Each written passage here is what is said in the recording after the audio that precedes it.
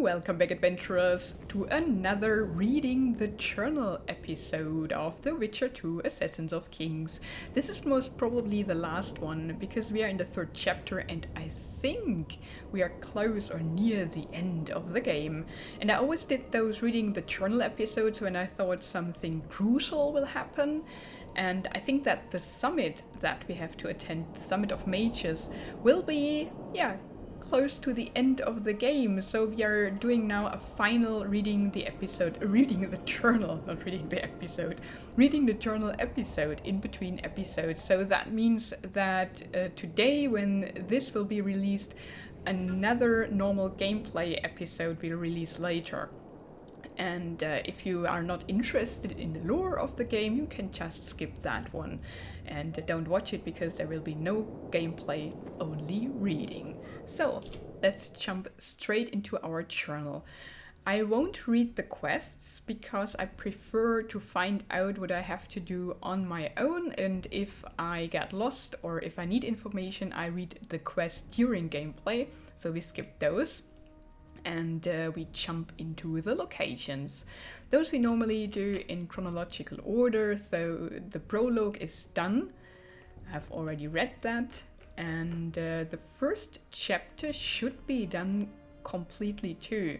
We read about Flotsam Forest, the brothel, of course, Flotsam itself, the prison barge Lobinden, the ruined bridge, the Chiron's lair, the altar of Veopatis, the ruined elfin baths, and Yowith's hideout. Oh, those memories! In chapter 2, we haven't finished yet though, although chapter 2 is already finished, but we read about the battlefield, although there are some news. But only this last sentence. Once the Witcher lifted the curse, the mist dissipated and the specters of the fallen vanished into the beyond.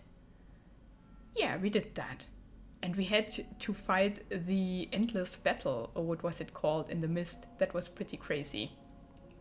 And there are also some news about Wergen. Let's see. Peasants' militia units, knights without title or estate, and seasoned dwarven volunteers fought heroically side by side, forcing the Katveni veterans to pay for every inch of ground with their blood. Yet the hour of doom seemed nigh, the battle's outcome inevitable. That is, until Yowith arrived with Scoia'tael reinforcements, just in time to turn the tide. Wergen won its independence with courage, steel, and the blood of the fallen. And we captured the king, didn't we? Or no, he pledged to retreat. So yeah, that's pretty cool. And he should be now here in Loch Muin. So I'm pretty sure we will see more of him. The mines of Wergen. They say plants unseen anywhere on the surface grew in these mines, among others, the one needed for Saskia's cure. The area around Wergen was supposedly riddled with mining shafts and corridors. Some had not been used for long, others had been closed more recently. I'm hardly an expert on mining, and dwarves can be extremely secretive and tight-lipped about the subject. The few allusions they made, however, painted a picture of caves, tunnels, and excavations drowned in darkness. At one time, these mines had accounted for Wergen's significance, but now they were abandoned and haunted by dangerous creatures. Needless to say, this description did not encourage yours truly to examine them closer. But we did. It was pretty interesting. Forest ravines. Wooded gullies scoured the land between Wergen and King Hansel's camp. Innumerable monsters, including trolls, inhabited these ravines, so they were not exactly ideal places to picnic. But a traveler following the gullies would be relatively hidden from prying eyes, a fact which, as you will learn, Geralt took full advantage of. Did we? There were a lot of harpies in the gullies, weren't there? And the trolls were quite nice. We had a little chat with them. Camp followers and campment. The inevitable hodgepodge of camp followers had settled in just beyond the palisade of Hansel's military camp. The area was home to all manner of rebels, such as craftsmen, prostitutes, traders, thieves, and vagabonds. In other words, all those needed to camp an army on its feet. Vernon Roach was directed to settle with his soldiers among the camp followers. This instruction from the Catvenis was meant as a jab at the Temerians, but the Blue Stripes honestly preferred the company of scoundrels to that of warriors bearing the unicorn on their chests. Yeah, we saw all that, but we couldn't do much, right? And I refused to pay the horse, so we snuck into the camp. Most probably, if we had taken the route of Roach, there would have been more to do here. Catveni Camp. The Catveni military camp greeted us from afar with a cacophony of sounds typical of such encampments. Officers' commands and sentries' shouts mixed with the growling of platoon leaders, enlightening enlisted men as to their mothers' professions and why these ladies charged so little for their services. Veterans cursed, recruits sniveled, horse giggled, horses neighed, and dogs barked. The din was accompanied by a jumble of smells. The stench of several thousand men who considered guard duty in the rain to be an adequate bath cannot be mistaken for any other, and this blended with the sense of boiling cabbage, foot wraps, and stables. Compared to the noxious odor the wind carried from the camp latrines on sunny days, the smell of the Karen's lair seemed like that of a flowering meadow. Oh gosh, that's disgusting. But we didn't spend much time there, so yeah. Hut on the cliff. There were many derelict settlements and farms in the area around Wergen. Some had survived in better shape than others. Yeah, there were many things around the camp that we couldn't really access or that we hadn't have the quest for. So we could go there, but there was not really something to do. Here we found the cellar, but we were missing the code to open it, I think. Those were these weird, I don't even know what they were, like switches or something where we could light the candles. But yeah, nothing happened. Chapter 3. Lochmuin Amphitheatre. We haven't been there yet. The amphitheatre in Lochmuin was once the jewel of the city. And it, honestly, from the picture, it doesn't seem to be an amphitheatre. It's rather a theatre. So, yeah, but we'll see. Even stripped of its former trappings and ruined by time, it remained impressive. The elves had used it as a theatre, a venue where troubadours performed, perhaps even as an arena for gladiatorial combat. During the memorable events recounted herein, it serves as the site for a summit of mages and monarchs. If it is indeed a theatre and not an amphitheatre, then most probably there were no gladiatorial combat because there's not enough space in a theatre to do that. Or maybe only very limited ones. Not compared to the Roman gladiatorial combats that you can see in amphitheaters that are much bigger. Yeah. Okay, the sewers of Lochmuin. For ages, humans viewed elves as being both beautiful and refined, as a race seemingly molded out of better clay than men. By perceiving them thus, humans also asked themselves, do elves pee? Few wonder anymore, but if any still need tangible proof, it can be found in the sewers of Lochmuin.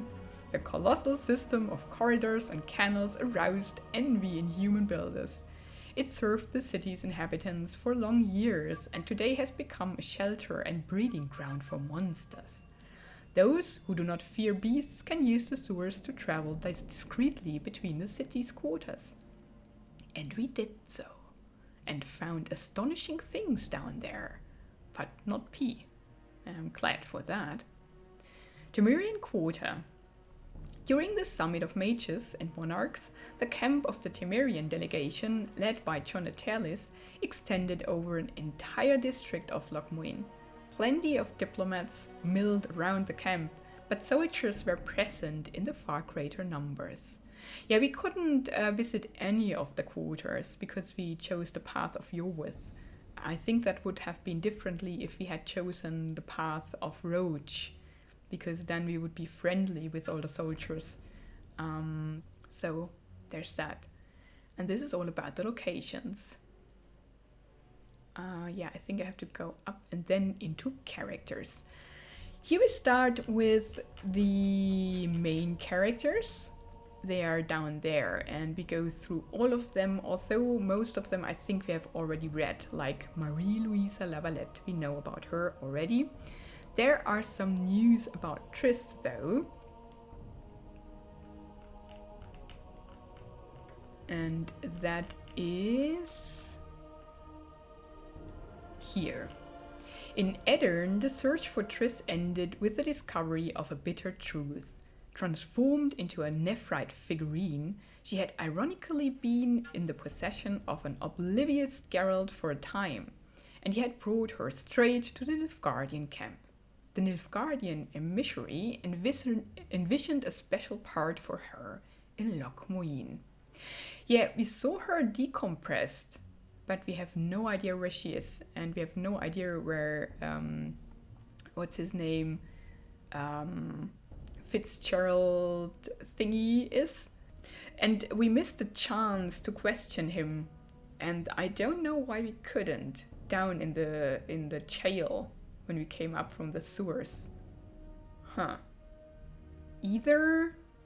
No, we talked only to Philippa, and then we had to guard her into her quarters, or bring her into her quarters, and it was all a cutscene, so there was, I think, no chance to question him, so I don't know about that.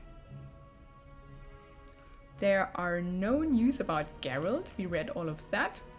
King Foltest is dead, that is why his story has ended, but there's something new about Dandelion.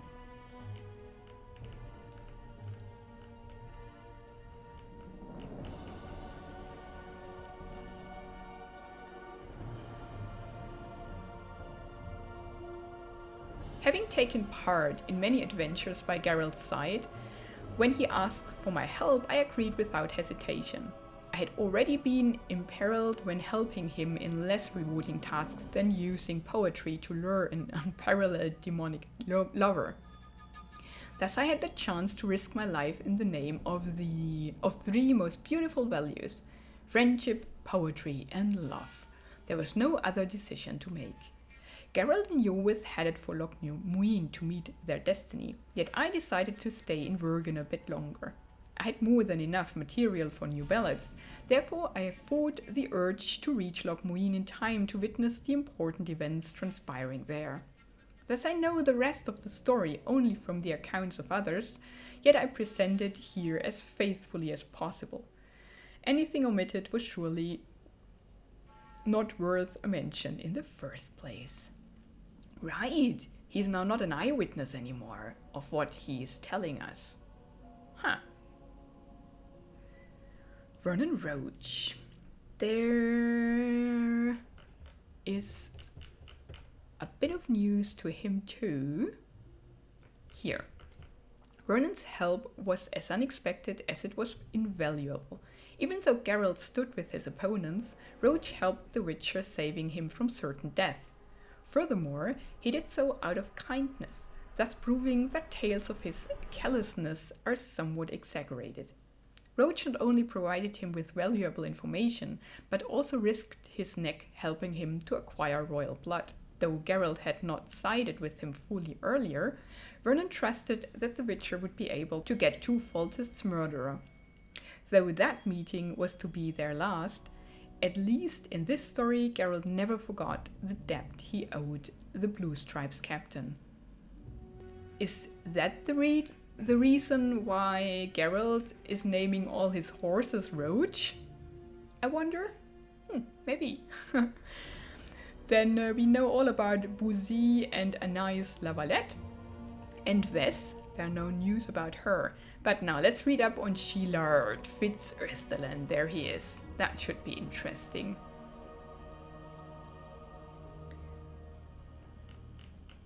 The meeting with Chilard during Geralt's visit to the camp was not as friendly as their previous ones. It turned out that Chilard's gambit saw the Witcher as a pawn blocking the way to Triss Merigold. Chilard intended to use her in his political intrigues, and since Geralt had come an inconvenience, the envoy ordered him killed without a second thought. Then he headed for Loch Muin. I do not know the nature of the deals with which linked Fitz-Österlen and Radovid V the Stern, but one could easily assume that they served the Empire's political interests first and foremost. Geralt had had enough of Chilard's political games and began repaying the debts the ambassador had incurred with a delicate assault on the envoy's personal inviolability. Then came the smashing of his face. So yeah, his face is smashed in, but we still don't know where Triss is. So I think that was not a wise decision. We should have asked him with his face smashed in. I don't even know if he survived that. Huh. I hope we'll find out more about that. Yeah, and now comes a very interesting part. We thought the whole time that Aryan Lavalette was dead, but we met him here in Loch Muin. So, let's learn about that. Imagine the Witcher's surprise when he learned that the heroic youth had survived after all and then turned to King Radovid of Redania for help in finding his sister, Anais. So are they lost?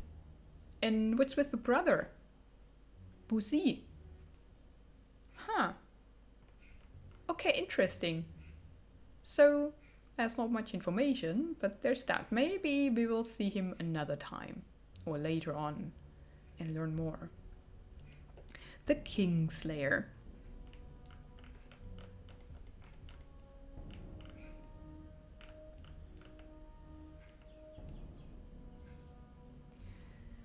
The magic sent Geralt a vision and gave us another bit of information. Letho had been in the area earlier and had ordered his accomplices to assassinate King Henselt. The Kingslayer had been working with Sheila de Tangerville, but just as with Iorveth, their paths had diverged. Whatever finale would conclude this story, Letho claimed it would take place in Loch Muin. Yeah, that's very interesting with Sheila de Tangerville. So I don't trust her at all. And we cannot trust all the other sorceresses too, because it seems that they ordered the other kings to be killed. So that's crazy. Demowend, there are no news. He's dead. But we have news about Iorveth.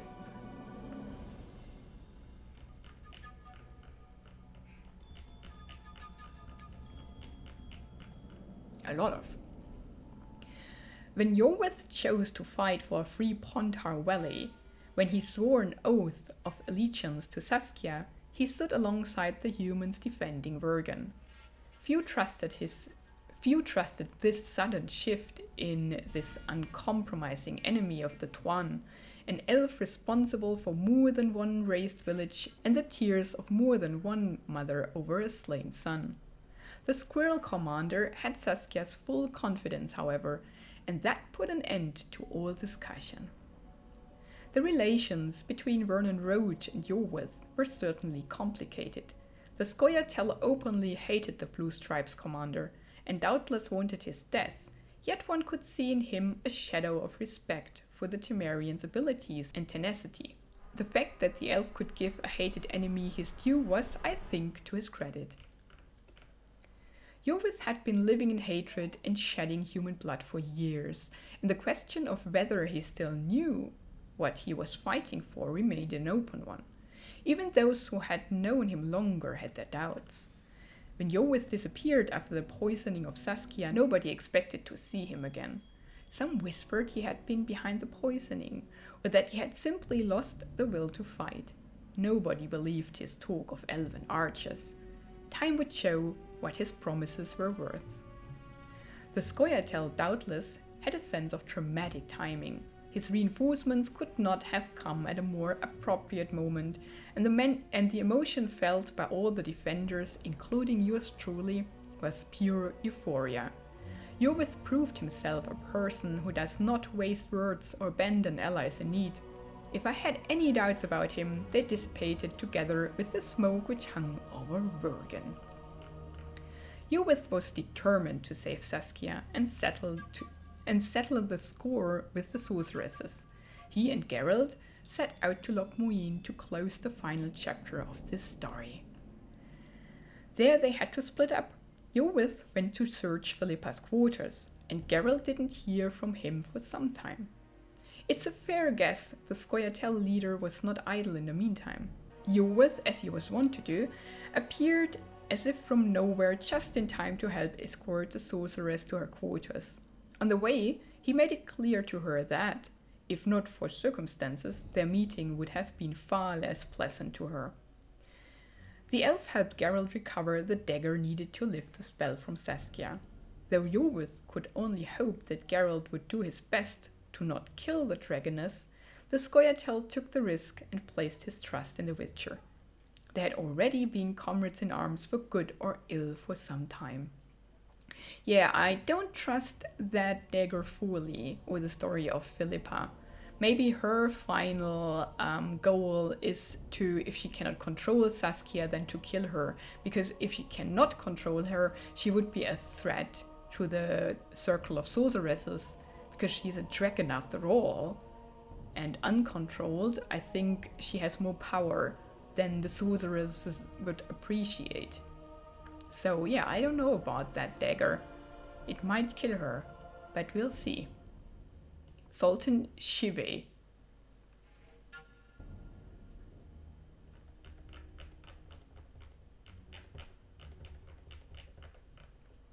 Given an occasion to have an axe in good company, Sultan grabbed it faster than I can unlace a woman's corset, which is pretty fast, provided I'm sober. He followed Geralt without hesitation and proved his worth, showing that there's more to him than just a loud mouth. Sultan won great renown during the defense of Wergen, closing the gate and stopping King Henselt's retreat nearly single-handedly. Thus he sealed the victory over the Cadwani army that memorable day. Just as I did, Sultan decided to remain in Wergen when Geralt and Iorwith chose to travel to Loch Muin to complete the final chapter of this story. There was still much to do in the newly independent Pontar Valley, and the dwarf turned out to be the right sort to take up some of the responsibilities. I'm glad he found a place to stay, at least for the moment, and something to do that he likes. Bernard Laredo, I think he's dead now, right? So there's no news about him. We still don't know more about Jonatalis. We don't even know how he looks like. So I hope he's here in Loch Muin and we learn more about him in that meeting. But there are news about Sheila de Tanserville.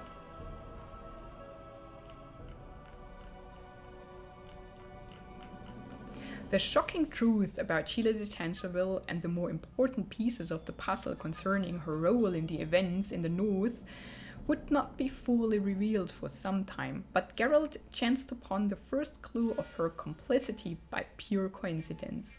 One of the dreams stolen by the Harpies pointed to her as the one who had commissioned the assassination of the king of Aedirn Demavend.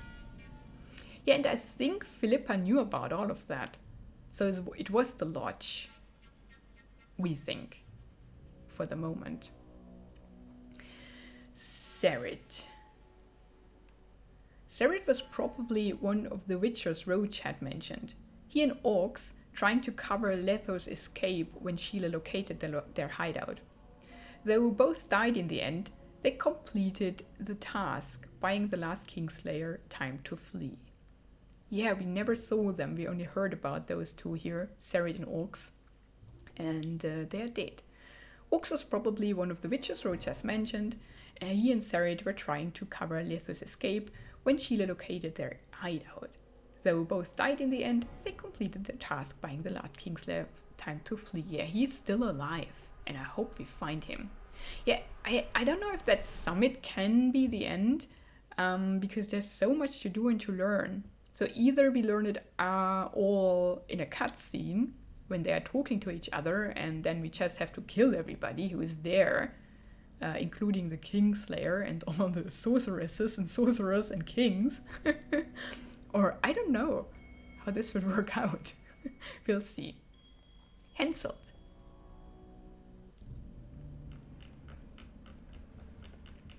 Henselt accepted the unthinkable. He shed some of his royal blood for a stranger. Anything was acceptable if it furthered the pursuit of his long-desired war. The ruler could not have felt worse if he had been kicked in the crotch, defeated by the Virgin Irregulars, comprising peasants, local gentry, dwarves and elves, and led by a female. He was forced to renounce his territorial claims to Aedirn and to officially confirm this at the Loch Muin summit. I will remember he took on his grizzled mug for the rest of my life. Yeah, there we have it. He's defeated. But I think it's not the last we heard from him. Philippa Eilhard. Oof. Yeah, well, at the moment she doesn't have her beautiful eyes.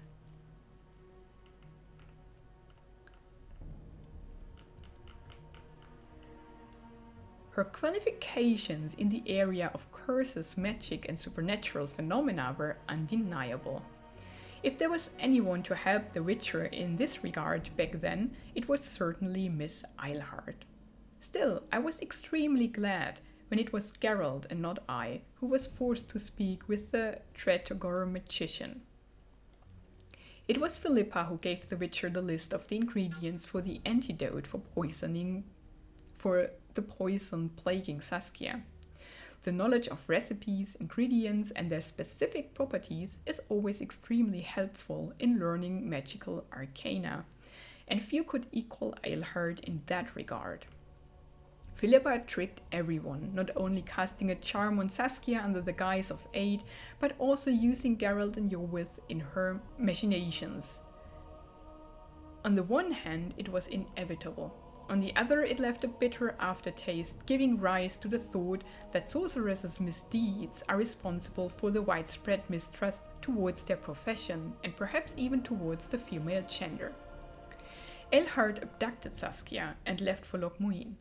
Back then, we did not know what she was planning. If Philippa Eilhard had counted on her troubles to end in Loch Muin, she miscalculated. She was arrested by Redanians after the arriving and placed in a dungeon where she awaited the king's judgment. In retribution for certain events of the past, not to mention her recent activities, the sorceress was brutally blinded during an initial interrogation. Death seemed an increasingly likely prospect, and it seemed only a miracle could save her. Geralt had no desire to help a magician who repaid his trust with treason, but Philippa's arguments were justified. Only she could lift the spell from Saskia, thus the Witcher was forced to trust her words once more. One might have thought that a blind, exhausted sorceress would have no hope of flee, yet she seized a moment in which both her guardians were distracted and deceived them. Philippa Eilhard risked it all on one gambit and transformed into an owl fleeing Loch Muin. Given the presence of the vengeful Iorwith, one might say that fear gave a wing to her escape plan. Yeah, that is so weird that she betrayed us so many times. We shouldn't place any trust in her, never ever again. And I don't even trust her on the issue with Saskia. For once, it's illogical that if she dies, the spell would still be persistent. Because how? It's bound to her. So if she's no more, why would it still be Or why would you still bound Saskia to her will if her will is gone? So I don't know, and I don't know about that dagger. I fear we will kill her if we use it. But yeah, I discussed this before, so I don't trust that at all. But let's read up on Saskia and see what news we have here.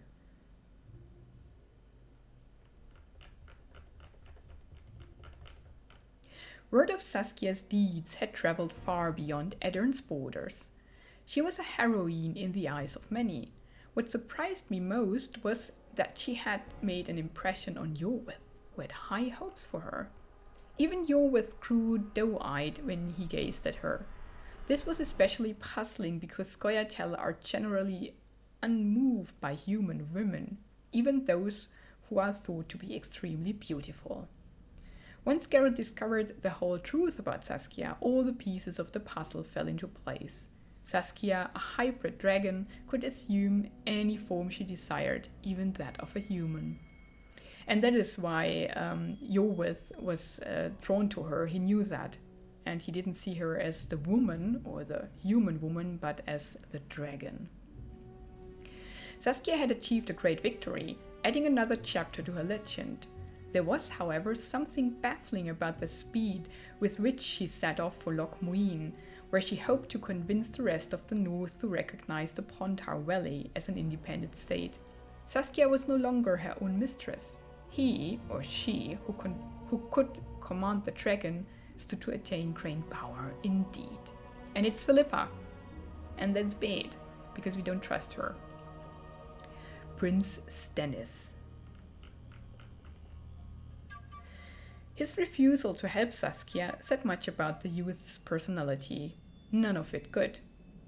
The young prince was found guilty of poisoning Saskia, but he could consider himself lucky as he was merely imprisoned and not torn to shreds by the mob. Yeah, that was pretty weird. We did that, I think, in the wrong order because we found the proof afterwards. There was this letter and the chalice, and we couldn't find his companion who did the actual poisoning, I think on his command. So we don't have all traces of his guilt, but yeah, I think his guilt is definitely proven by those few things we found. So yeah, but we chose to defend him so that he could properly be sentenced by Saskia. Deathmold.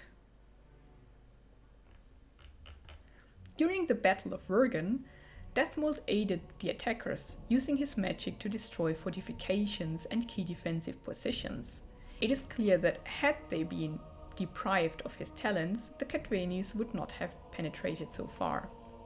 Though Henselt was spared because of his royal lineage, Deathmold met a fate appropriate for a tyrant's faithful and hated servant.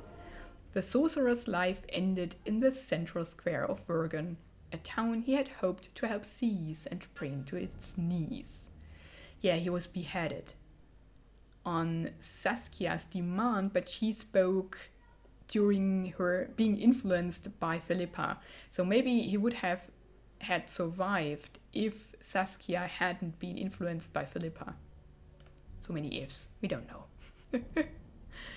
Yarpen Sigrin, there's nothing new about him, but there's Sheldon Skekks, a new character. I met the dwarf Sheldon Skekks for the first time, if I remember correctly, a few years back under the ancient oak Bleb Harris, when I treated the local Count Palatine and the public gathered in great numbers to hear my performance. Skekks is a mighty warrior, straightforward like all his folk, plain of word, yet at the same time sensitive about his race and especially the honor of Dwarven women. As a veteran of Sodden and Brenna, where he fought as an officer of the Mahakam volunteer detachment, he appreciates songs of military and heroic deeds. He does not hesitate to express his appreciation through material means, thus disproving those who would portray all dwarves as misers insensitive to true art. I think he was in the arm wrestling quest and he went with us to the mines, right? Yeah, nice fellow. Sabrina Clavisic. The sorceress Sabrina Clavisic was from Ard Carrey, the capital of Cadwyn, and had been King Hansel's advisor. The reader, however, should not be deceived by that term. This true daughter of the Cadwani wilderness was famous for her determination and temperament. There was no exaggeration to the rumors that on many occasions she would interrupt the king, thumping her fist on the table and yelling that he should shut up and listen. And the king would indeed shut up and listen. Sabrina Clavisic's predatory nature was paired with an equally predatory beauty, which she emphasized through appropriately chosen attire. Add to that the power she commanded as a sorceress, and it should become clear to what she owed her strong position, not only in Cadwyn, but also beyond its borders. This position could not protect her from the king's wrath, however, and when she failed Hansel one time too many, the sorceress ended up at the stake, where her life ended. But she cursed the king. So, yeah, she had her will in the end, but we lifted it. So that's good now, I think. Let's go back to the secondary characters. Here we know about New Boy, Count Edgebury, Arthur Tice, the Archpriest, Louis Meurs, Einar Gauselt, Margot, and Fioravanti. There are news, though, about Gaspar. The Witcher ran into Gaspar once more in unexpected circumstances. The alchemist was part of an expedition that was to scour the caverns beneath Loch Muin in search of the laboratory of the famous mage Darena. The expedition ended tragically for Gaspar. He died in a trap set by the malicious Darena. Yeah, poor guy, he burned, and so did his partner Farid. Is it the same? The alchemist was part of an expedition, laboratory, yeah, he died in it, yeah. They both died. That's pretty tragic. I think all the others here are known. Arnold, Melena, Sandler, Shorab, Cedric, Rupert, Gridley, those two. Aneshka, the troll, Dimitri. It's a bit sad that the other trolls are not in here. Or maybe further down. Dimitri? Is there an I missing? Maybe. Ciaran, Deray, but there are news about Elias. Elias hired the Witcher to kill a succubus, a monster that seduced and killed young men. The succubus, however, claimed that the jealous elf was actually the murderer. Indeed, there was evidence to prove her claim against Elias. When the Witcher decided to tell Iorwith about his suspicions, Elias took the chance and fled, a fact that would support the notion his conscience was burdened. Elias hired the Witcher to kill a succubus. Oh, wait, what? That's the same. Have I claimed that the jealous elf was actually... Indeed, there was evidence to... In this situation, the Witcher decided that killing Iorwith's adjutant would prove to be the lesser evil. And so, after a short fight, Elias's life ended. It did indeed. He attacked us, though. So, yeah, it was his own fault, I think. No news about Cecil and Scalenburden, but about Thorak. Only after he died at Geralt's hand was it revealed that Thorak had been behind the disappearance of his master Baltimore. Thus ends a story of envy that pushed even an honest dwarf to crime. I don't know, he wasn't that honest. He was greedy. Yeah, so. Irso. That's the guy with the traps. Changing his profession also called for a change of surroundings, so Irso joined a circus and left Bergen. One could still buy some useful things from him, however. We didn't do that, though. He's at the marketplace. Colton. He's new. Revolutions breed monsters, and Colton was one beyond all doubt. Embodying the most primitive peasant desires, frustrations and fears, he was not bound by moral chains. Such people can commit acts most foul, and the list of this one simple farmer's atrocities was long indeed. He was the one who wanted to kill the king, right? Back in Bergen, yeah. Felicia Corey. Young sorceresses from the school of Aretusa must, apart from passing exams, complete an internship under a mistress's watchful eye. As part of such an internship, the young Felicia Corey peddled magical curios of her own production in Bergen. Hoping to earn approval and a passing grade, Felicia had come to Lochmuin with Philippa. She waited there for her instructor to find some free time for her. In Lochmuin's central square, in addition to selling a variety of useful items, Felicia Corey also offered hairstyling services. True. Mael. If speech is silver, but silence is golden, then Mael must have been sufficiently rich to do something more interesting than run a shop.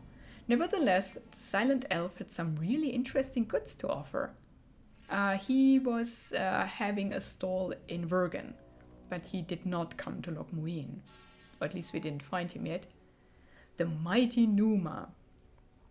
Mighty Numa's moniker was not baseless.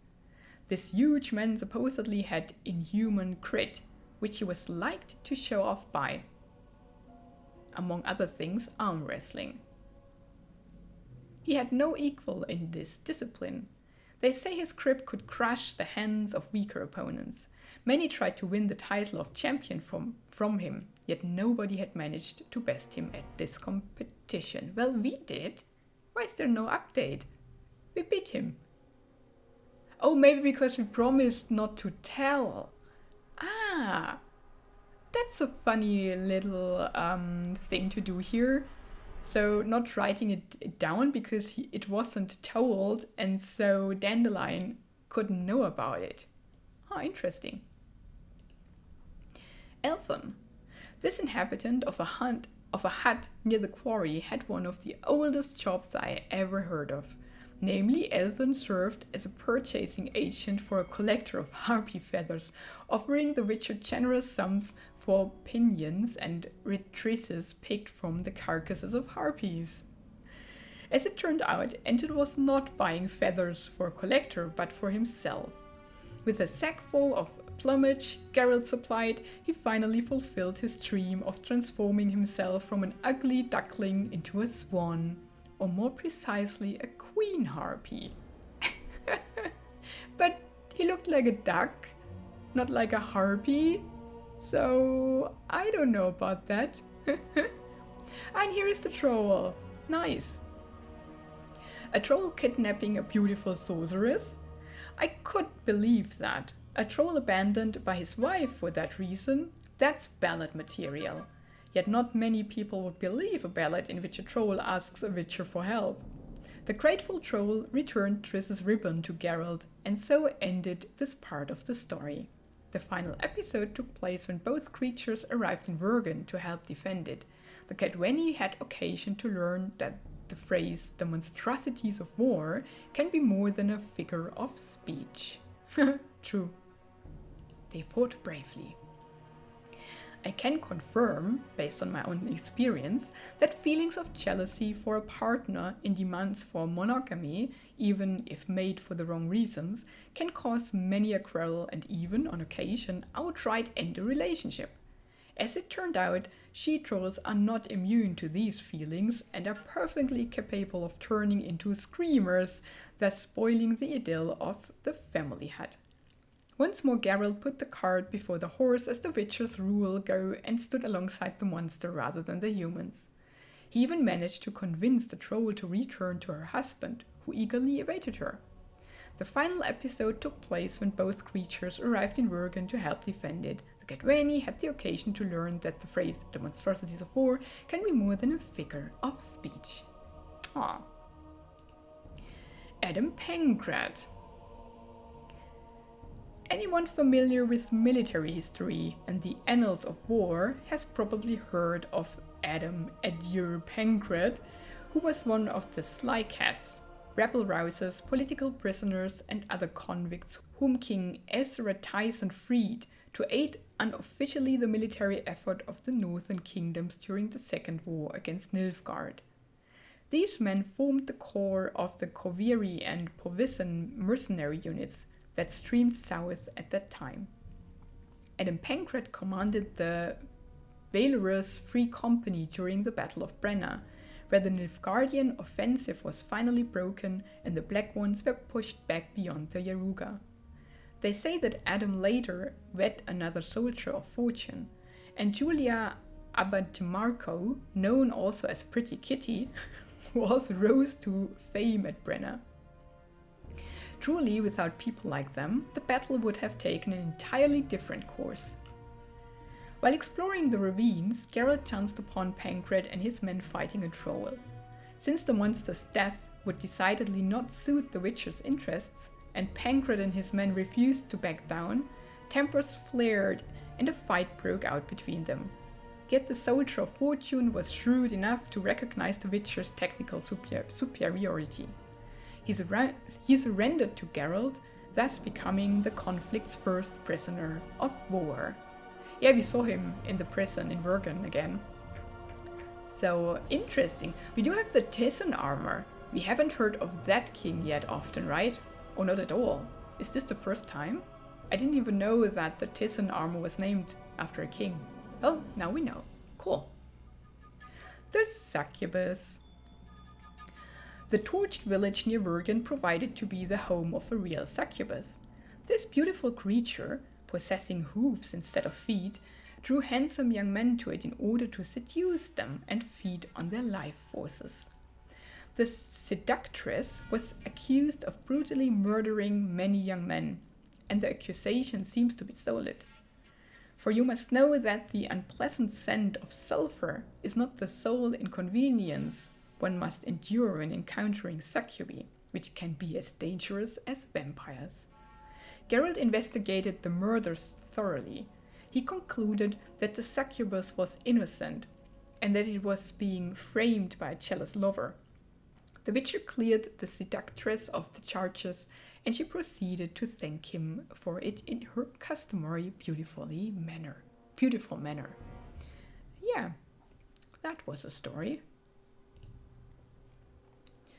Baltimore. Having spent some time in Vergen, I'd heard much about the famous runesmith, Master Baltimore, whom the local dwarves revered. Mastering the profession in question requires practice over scores of years, and runes cast into weapons or tools supposedly grant them unusual properties. We did not meet Master Baltimore, however, as he had disappeared several years before the events described herein. Yet his handiwork was, and is still, reputed to be the pinnacle of the difficult art of forging runic signs. Either Baltimore really was paranoid, or he had good reason to believe that his life was in danger. Thanks to some notes, Geralt ascertained that the runesmith's disappearance had been the work of his apprentice, envious of his teacher's secrets. And we killed him and found his secrets. So we killed the apprentice and found Baltimore's secrets. The visionary.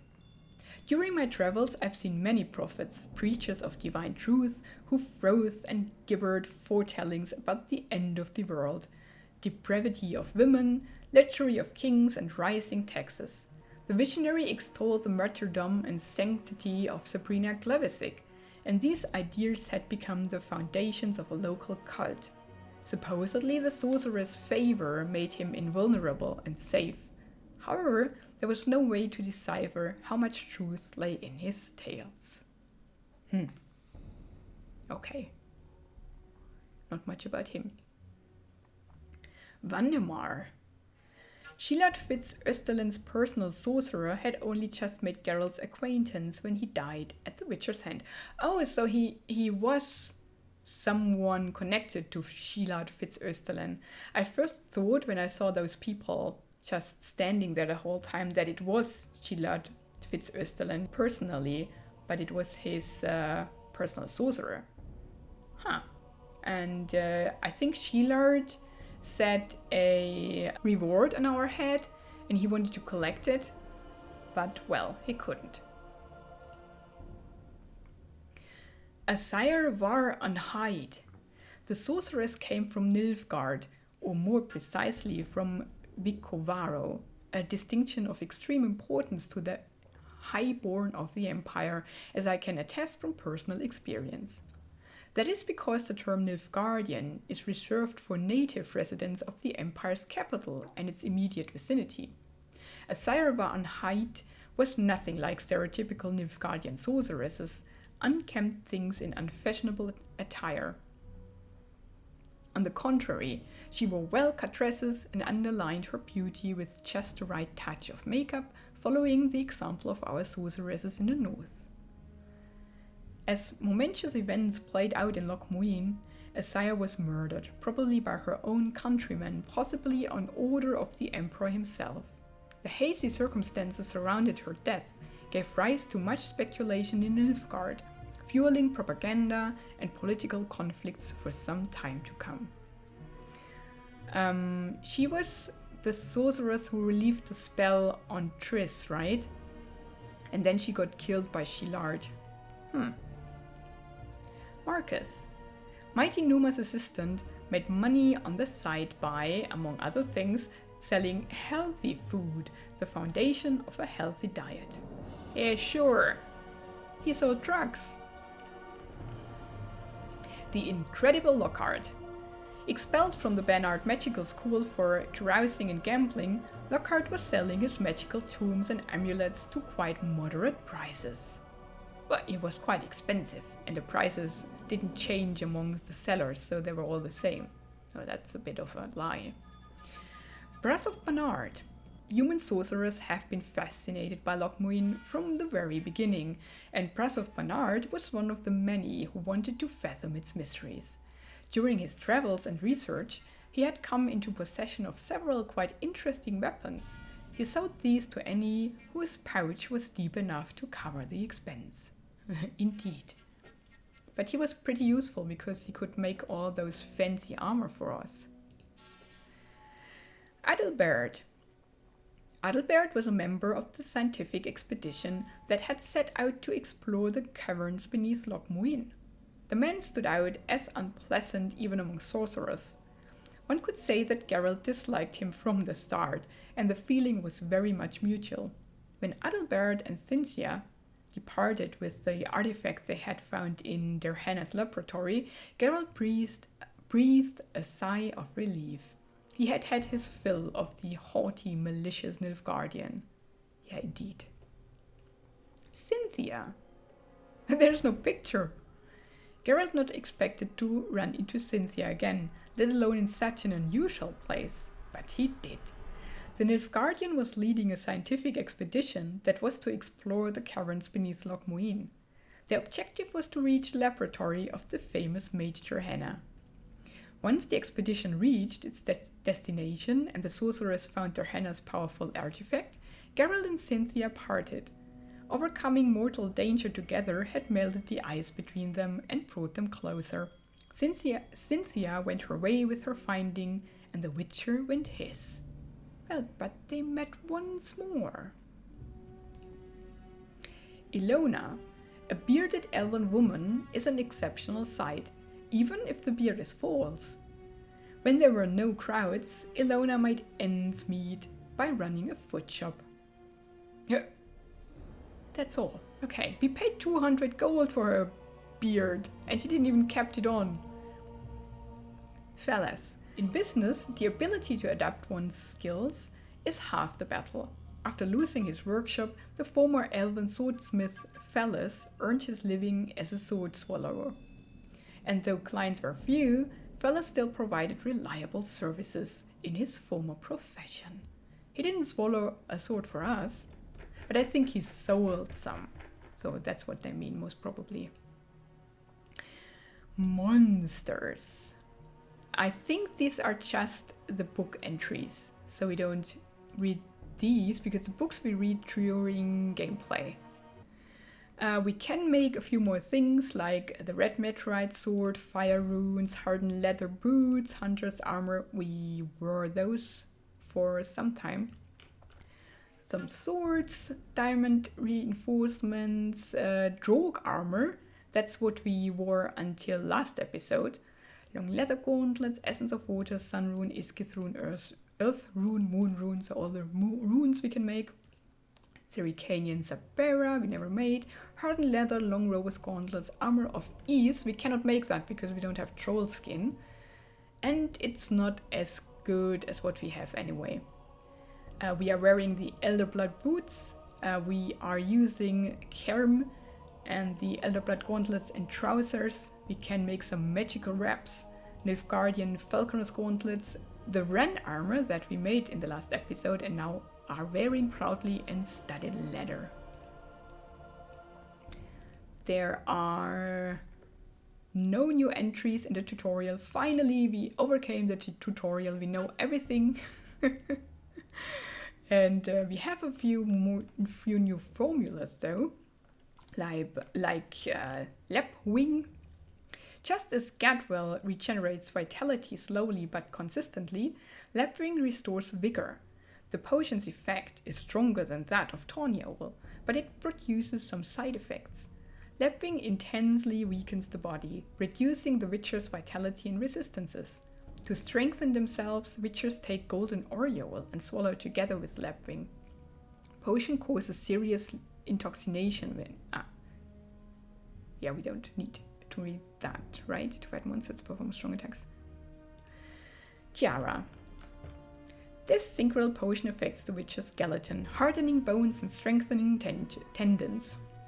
Each time the Witcher parries an opponent's blow while under the potion's influence, he loses less vigor than he would had he not consumed a dose of Tiara. The catch, however, is that stronger bones and joints denote stiffer limbs and weaker soft tissue. The Witcher strikes with less confidence, so the sword damage he heals is reduced. The vitality also declines. Oh, he deals, not heals, sorry. He deals is reduced. This potion is recommended for witches who rely more heavily on their swords than on magic, and therefore fights against monsters that employ strong attacks, which must be parried. Okay, cool. Vigra. Vigra is favored by witchers who assign greater importance to safety than to mounting bold attacks. The brew increases the witcher's resistances, rendering him less vulnerable to the special attacks of monsters, including poisoning, incineration, and bleeding. Vigra is stronger than Golden Aureole, but it has some side effects. When focusing on defense, the Witcher is limited on his ability to execute supple attacks. The Witcher thus cannot employ tactics to which he himself has become more resistant, be it poisoning, incineration, or oils that increase bleeding. The Wolf Potion can be used to limit this unwanted side effect. The potion is recommended before fights against monsters that employ powerful special attacks. It is effective against creatures which cause bleeding, are venomous, or breathe fire. So against the dragon, we have to remember that, maybe, or use that maybe before we deal with Saskia? White Rafford's Decoction. Invented by a famous mage, this potion helps the Witcher to survive wounds that would normally be lethal to him. The buzz from this powerful brew, however, adversely affects coordination. After consuming it, although he is fortified, the Witcher deals reduced damage for a short time. The side effect can be alleviated by drinking the Rook Potion. It should be consumed before fights that could prove particularly difficult. Because of the vitality. Okay, cool. Gutwall. Gutwall helps a Witcher's mutated body regenerate much faster than usual. No wonders Witchers often consume it when preparing to fight especially powerful beasts. Gutwall is a stronger version of the Swallow Potion. As Gatwa courses through the veins, however, it burdens the Witcher's body, causing him to deal less damage and lose vigor at an accelerated rate. These side effects can be reduced by drinking the Rook and Tawny Owl potions. Gatwell is recommended before long fights. Its slow but constant regeneration of vitality provides its user with an advantage over opponents. Yeah, we used that a lot. Hangman's Venom is a toxin that is equally lethal to humans, elves and dwarves. Applied to a blade, it deals more damage than any other coating. This oil is ineffective against monsters though. We haven't met two strong humans until now. Maybe that mage that had protected the sword, but I didn't even know that it was a human, so I didn't use the right sword in the first place. So there's that. Arachnic oil is a universal formula that is effective against any creature susceptible to poison. Simply apply to a blade, wound your opponent, and wait for the poison to take effect. It's ineffective against creatures resistant